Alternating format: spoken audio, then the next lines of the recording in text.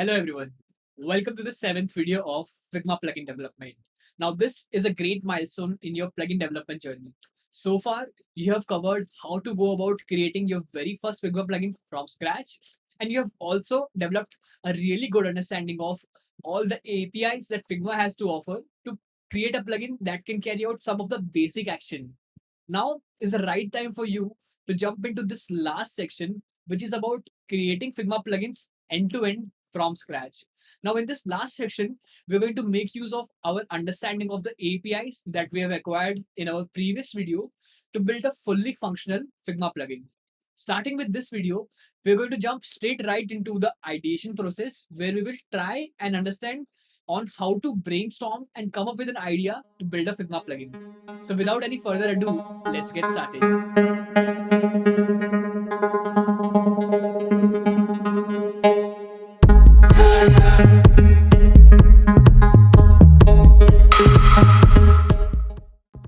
Alright, so let's just jump straight right into it. Ideating your plugin idea. So it all starts with introspecting your Figma design experience. So take a step back and go down that memory lane of you designing an experience using Figma on your day-to-day basis. So you have to ask yourself questions like, what are some of the models actions that I or my team performs very frequently? So to take an example, let's understand some of the plugins which take care of all these models actions which I'm talking about. So let's say instead of manually replacing the fonts every time, you can use font replacer plugin instead. Instead of manually removing image background with Photoshop every time, you can use remove.bg plugin instead. Now instead of manually creating project thumbnails every time, you can use better file thumbnail plugin instead. So we have lot many examples as such.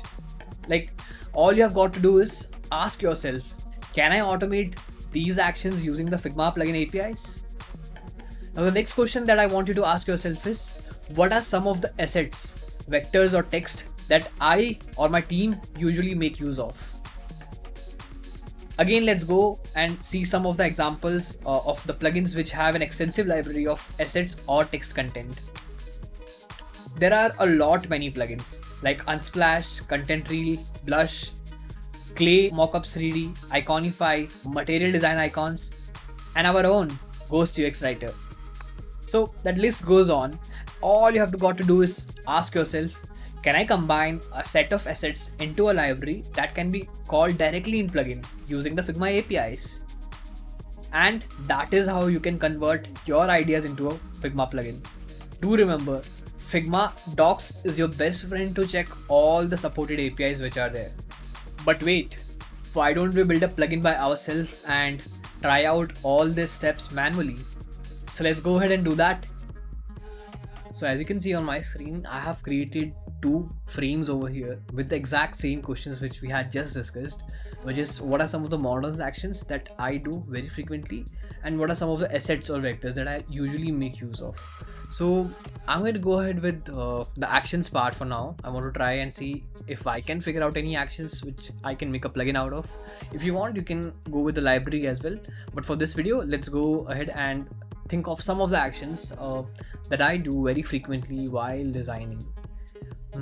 So the first action that comes on top of my head is I like to make notes with let's say logs or some logical statements to document my design so that I have the idea when I'm looking back at it again. I know why I had done it, and I like to add date, time, and even the iteration number along with that sticky note. So if I can find a plugin which can automatically skip everything and just take care of note part, that will save me a lot of time. So that could be one of the actions that I do very frequently. Another action that I also do very frequently could be about converting screens into, let's say, skeleton loading screens. I'm sure you would have seen some screens with the gradients applied on top of that existing elements just to show the loading states. So I do that a lot while handing off these screens to the developers who are working on those screens. So again, that's a monotonous task where we have to just manually convert all those screens into rectangles and circles and apply the gradient. So that's one monotonous action that I do very frequently. Another action which I also do very frequently is make use of screenshots from services like, let's say, Dribble, Behance, or Pinterest. So I try to find inspiration while designing. So I like to gather a lot much such screenshots. So it's a lot more to and fro, going to this website and copying these images and again putting it on my artboard. So if a plugin can do that for me, that would be again a lot more time saving for me. So yeah, these are some of the actions that I do very frequently, and you can write your actions along with me. You can pause this video and write those down. Now I want to understand if I can take one of these action and convert it into a plugin or not. So let's say I go ahead with this idea about converting screens into skeleton. Let me put that as 100%. Now what I need to do is I need to understand, are there enough APIs available to carry out this action, which is converting screens into skeleton loading screens. So let's say I copy this and I paste it over here. Now what I need to do is I need to go and figure it out with the Figma docs and see if these actions are supported or not.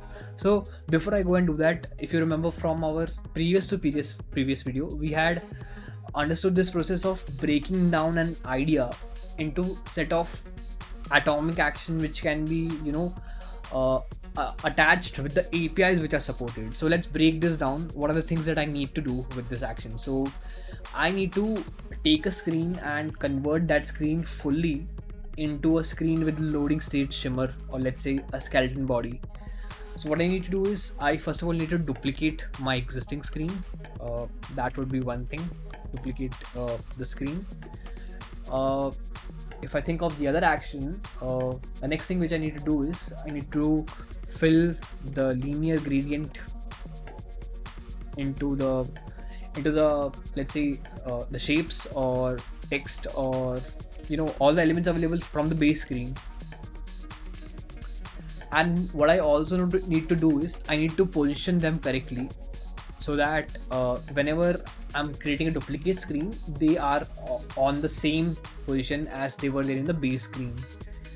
And what I also need to do is I need to take care of some edge cases which needs to be defined when we are working on them. Let's say I need to ignore some of the elements which should not be created as a shimmer or a skeleton body. So these are some of the edge cases that we will come across when we are developing it. But more or less, before starting, I need to understand if these actions are supported or not, and if yes, then how. So I think we have already covered how to duplicate the screen. So in our previous video, we have covered what is the API to do that. So I think we are pretty much clear with this and we know this is supported.